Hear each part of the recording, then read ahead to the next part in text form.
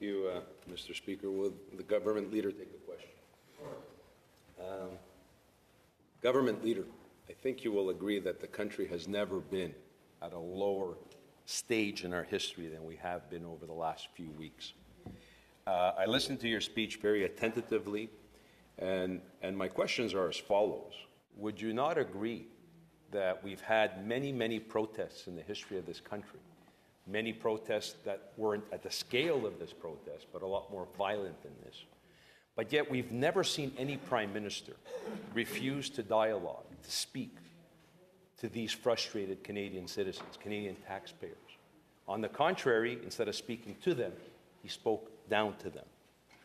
Will you also agree that it's the responsibility of the Prime Minister to be measured when you have frustrated mobs out in the streets who are not happy with their government, not to call them names, not to stoke the flames of division, as he seems to do on a regular basis? We've been around politics for a long time. I've been around politics for a long time. We've seen many prime ministers and governments use wedge issues, but I've never in my life, in my 37 years of active politics, seen a prime minister double down, triple down, go to any limits rather than to calm the situation.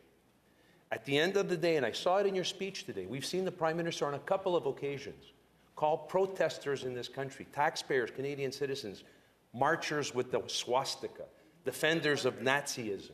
He's used those terms. He sat up in the House of Commons and he actually proclaimed to a child of Holocaust survivors, a member of Parliament duly elected, that she's a defender of the swastika. He said that in the House of Commons. That she marches. You and the opposite benches who march with the swastikas. I'm allowed in debate, as you know, Senator, down to make my point. And I did get up on a question, and you're not the speaker last I checked. So the question here is very simple, government leader. It's very simple. Do you agree with Prime Minister Trudeau that any parliamentarian and anybody who took the time to listen to these protesters, to take their calls, to meet with them, that we're Nazis, we're supporters of the swastika? Is that a view you share, a view that the Prime Minister has expressed publicly and refuses to apologize for? Senator Gold. Well, thank you for your comments and for the question. I did not say, and I'm not asserting, that anything of the sort. The fact is, and it is a matter of public record, that not only at the beginning of this protest in Ottawa, but indeed towards even through the course of it, there were representations by people with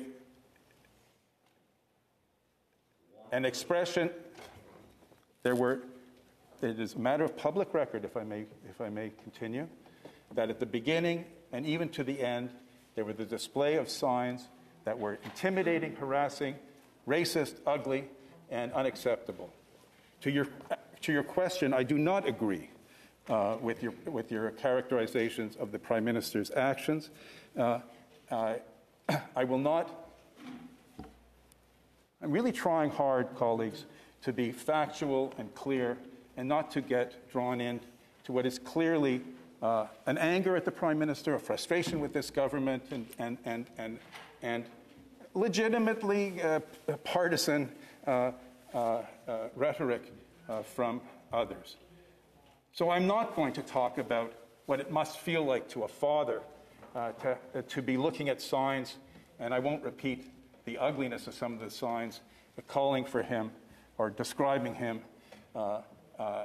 That's not what I want to say. I simply want to say that the Prime Minister and the government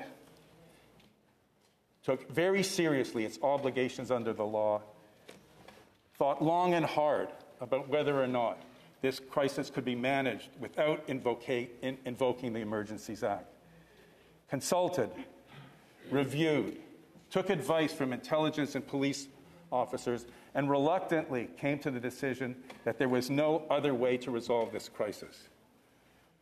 And with regard to your question about the tone or measured, actions speak louder than words, colleagues. The actions on the ground in Ottawa, the intimidation of healthcare workers, of people of color, of people wearing masks, The need to provide police protection for ordinary citizens of Canada is not a measured response to COVID-19 restrictions or mandates. But the measures put in place on the ground, not in the abstract, but on the ground by the Government of Canada to address this were measured, proportionate, and we saw this with our own eyes here in Ottawa. So to your questions, honourable colleague, no, I do not agree with your characterization of the Prime Minister's actions, and the Government of Canada stands convinced that the measures that it took reluctantly were necessary to secure the peace, order, and good government of Canada. Senator Housakos. Senator Gold, I would appreciate it if you stop always belittling questions from the opposition as partisan. We have as much right to partisan questions as you have the right to partisan answers. That's what we do in Parliament. So can we cut this nonsense about what we do is more partisan and somehow what you do is God's work here? It has to stop at some point. There has to be some respect. Well, again, you made an inference that somehow my questions are partisan in tone, and you do that constantly. Well, your answers are partisan in tone, Senator Gold. Excuse me, but I'm entitled to that opinion. Furthermore, I'm also entitled to my opinion that these protesters have been, and every single time we've had protests in this country, you have a group of extremists that try to tag along.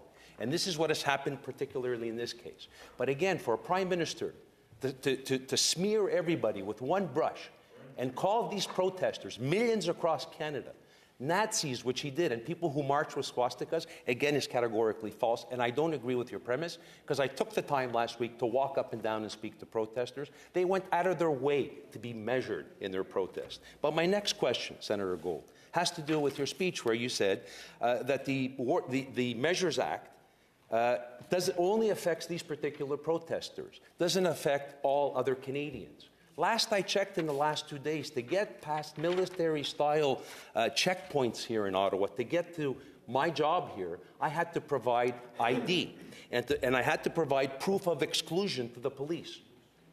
Who determines, who's given that list to the police and those checkpoints of who have the right to that exclusion to enter the downtown Ottawa area? And I remind everybody, the downtown Ottawa area includes Parliament Hill.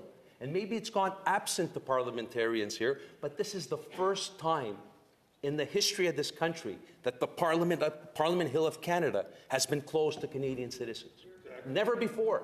Exactly. When Parliament was under attack a few years ago, under attack, where we had a violent attack, the speakers at the time refused to shut down Parliament Hill with all kinds of pressure from the RCMP.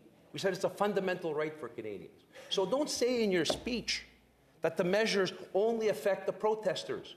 It affects every citizen. Anybody who wants to come to Parliament Hill today to speak to the parliamentarians about what's happening in the Ukraine or anywhere else in the country, they can't.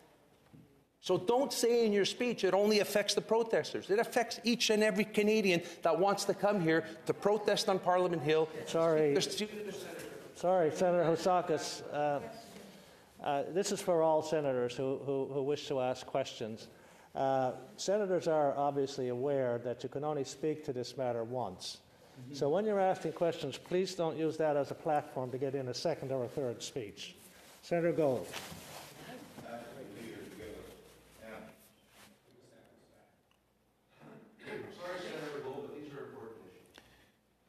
Of course they're important issues, and that's why we're debating them. And just for the record, I did not say you didn't have the right to be partisan in your questions. I said that it was challenging to respond to serious questions on serious matters. May I continue? I said what I said in my speech, and I stand by what I said. Of course, the fact that the police have had to continue to, for the time being, to set up checkpoints are clearly designed to make sure that those who haven't expressed their intention to return when they can, as I quoted in my speech, are not able to. And yes, of course, having to show ID, as I did this morning, walking from my apartment in Centertown to here, is an inconvenience, so I am affected. This is a proportional and an acceptable limit on my otherwise ability to continue to walk with my hands in my pockets, as compared. Well, And may I, if I may finish the sentence, and then I will continue my answer. As compared to the impossibility of residents of Centretown, however old, young, single, or with families, to leave their houses out of fear of being assaulted, harassed, intimidated, and slurred by those occupying the streets. There was one last point that I might ask you to interrupt me so that I can answer that last question, Senator Housakos. There was some last point, but if it comes to me, I will say it after. Senator Patterson. Thank you, Mr. Speaker.